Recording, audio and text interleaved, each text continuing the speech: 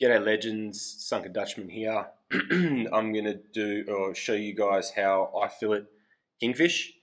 Again, this is just how I do it.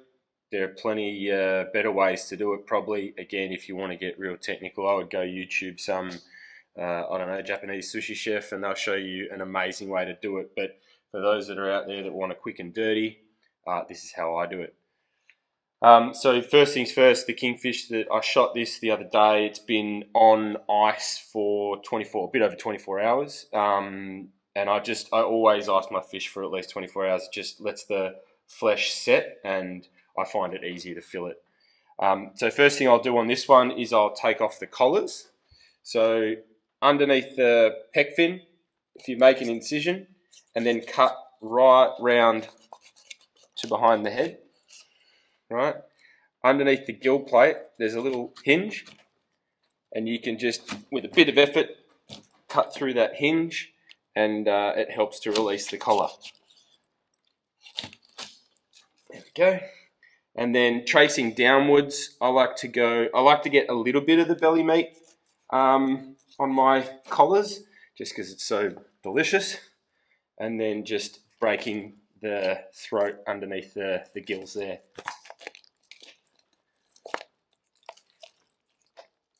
Can be a little bit tough, so just to release all that,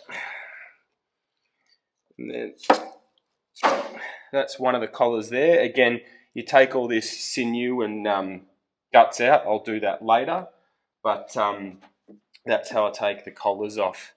I'll do the same thing on the other side. I'll just rotate the fish.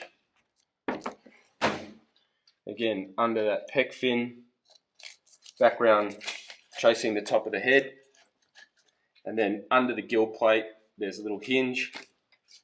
That's it. And then tracing down to the belly of the fish. These are really good on hot coals. They are very tasty.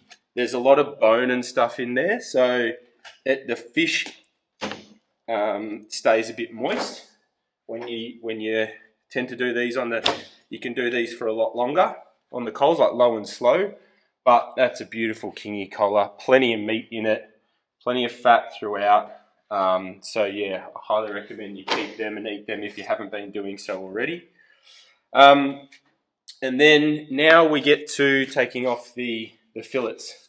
So like any big pelagic, I don't know, southern bluefin tuna if you're in Vic, or a kingy, I like to effectively break this fish down into 4 parts. So on each side you got a top loin, which runs along there, and a bottom loin, which runs along the bottom, including the belly. So I like to separate them out. So for that, you just trace the spine of the fish, just make an incision, and you just want to break the skin above the fins that run along the top.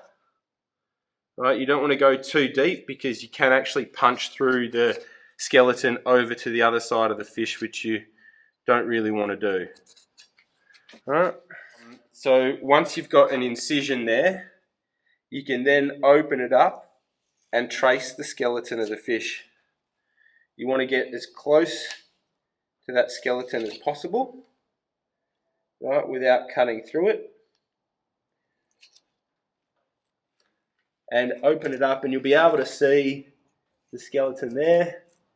And you're basically tracing that until you get to the spine of the fish, the bone that runs down the middle. On kingies and tuna, that spine is quite tall. So once you hit it, you actually got to angle your knife upwards a bit and go across and then down the other side. So yeah, you don't want to get to that spine and then just try and hack through it, because you won't. They're really tough. But once you open up that fish, you'll see it, and then you want to go just on the other side of it, and yeah, just break its connection from the flesh. Spin it round. So on the belly side, at the belly opening. Obviously, I've gutted and de-gilled this fish in the water when I was out there. But the same thing, you want to run your knife along the skeleton of the fish without going through the other side.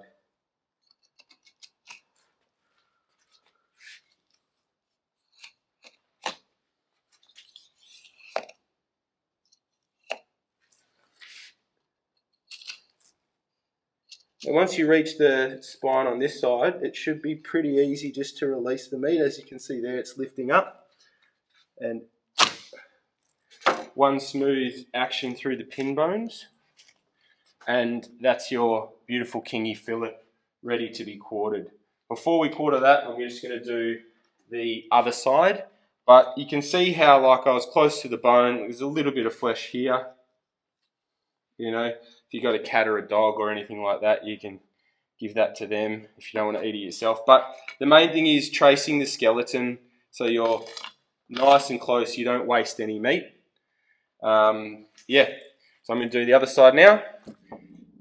Okay, so now that we've got our fillets off the frame of the fish, we're going to separate the bottom loin from the top loin and trim up this belly meat, take out the rib bones from the belly meat as well. So like tuna, kingfish have got a pretty thick bloodline, so you can be kind of liberal when you're cutting out the pin bones. You just want to trace them up to the top, and basically you're aiming to cut through down to the skin of the fish. And then once you get to the skin of the fish, you just want to break that skin, and that releases the top loin from the bottom.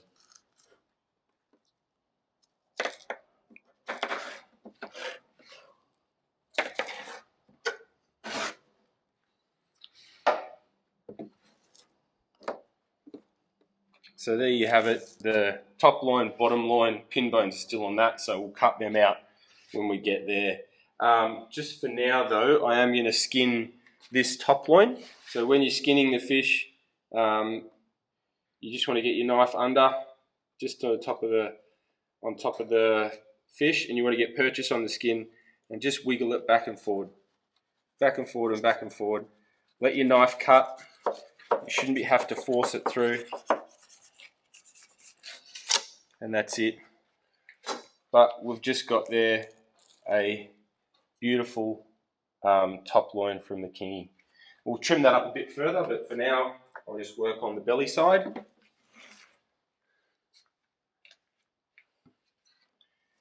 So with the belly side, we are just releasing the pin bones from the rib bones up here,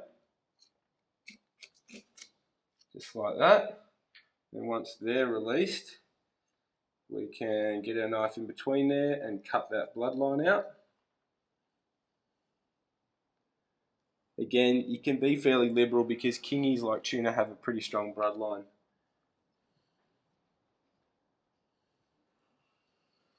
And you're aiming to just cut down to the skin.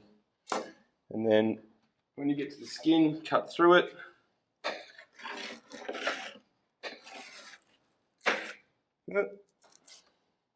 And that's your bloodline there with all the pin bones in it as well. So to the cat and the dog, or if you like eating the bloodline, you can eat it, but it's a strong flavour. I don't love it. And now we will take out the rib bones. So with the rib bones, you don't want to go too deep. You just want to, they're all there and they run down that way in the fish. So you just want to find them and then trace them out. Yeah, don't cut too deep, just trace along them. You'll feel them with your knife.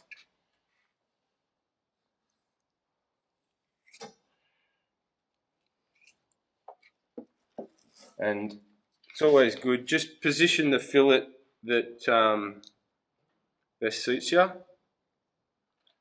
you're not comfortable, slow and steady.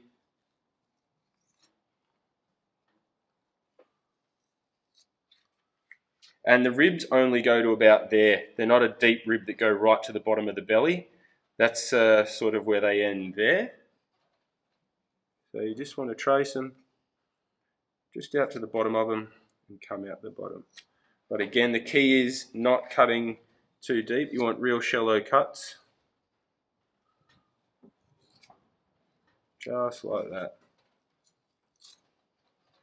Again, I'm not the quickest. You could probably do this quicker, but you know, a little bit of time spent, you know, concentrating and whatnot, and you get a good result. You can also trim up some of this membrane on the belly. Again, you just want to be nice and shallow.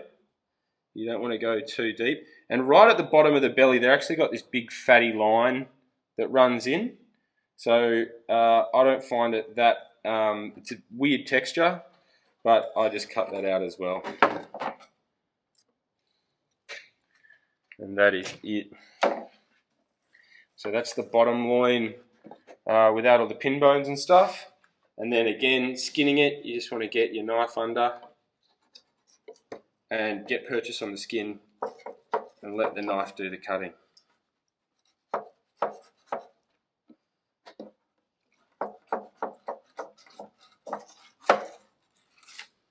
That's it. Wipe my hand up.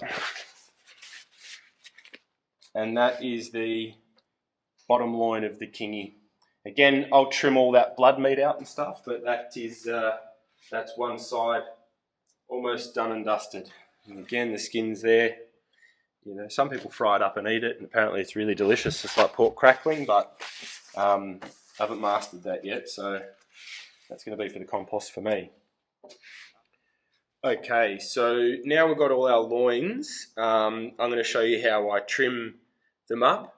I'm trimming these up for either I'm going to smoke it or I'm going to have it as sashimi and sushi. So I cut into saku blocks for preparation of that. So that's how I'm going to cut up this loin with that in mind as the end game. The other thing to remember is, so I speared this fish, I didn't catch it online. So sometimes you've got where your shaft went through, makes a bit of a mess of the flesh. So I try and work around that. So rather than have a big old dirty hole running through a beautiful saku block, if I can cut the saku block out and smoke the bits that are got, because that doesn't really matter. I'll smoke the bits where the shaft went through and all that sort of stuff. But first things first, I'm just going to take out, I don't know if the camera can see it, but there's the bloodline that runs along there. It's a strong flavour. A little bit's not too bad, but I'm just going to cut the majority of that out, and I'm just going to trim up the fish where there's bits of sinew and whatnot as well, just so it's a bit more presentable. But to get rid of that bloodline, you're basically cutting it at an angle. It runs sort of underneath the fish. So if you hold your knife at an angle, you can cut most of that bloodline out. You can see how dark that meat is compared to the rest of the flesh. Like I said, a little bit's not so bad, particularly if you're smoking it, you're brining it. It really isn't bad at all. But for sushi and sashimi, it's a strong flavour. So now for the saku block for this fish, there's a shaft hole right here. I don't know if the camera can see it. So I'm going to cut just the side of that, and that can be prepped for smoking. And then, like I said, I sort of measured out the size of a nori roll, the seaweed thing for making sushi rolls, just in case I want to make a roll or whatever. So they're about that big, so I'm just going to cut that out there. And again, that's another portion that'll end up on the smoker. So that's my loin for the saku block. Now, this is by all means not a big fish. So if anything, you would probably get, to be honest, considering the size of the fish, that would probably be my saku block. So when I slice sashimi, cutting down like that, I have that presented, which is quite nice, I think. So I'm actually not going to cut that anymore. I'm just going to take off some of this sinew that I can see up here. And yeah, that is effectively the saku block. So I'll slice sashimi like that. And yeah, that's how I'm going to eat this fish. I'll do up the other fillets now.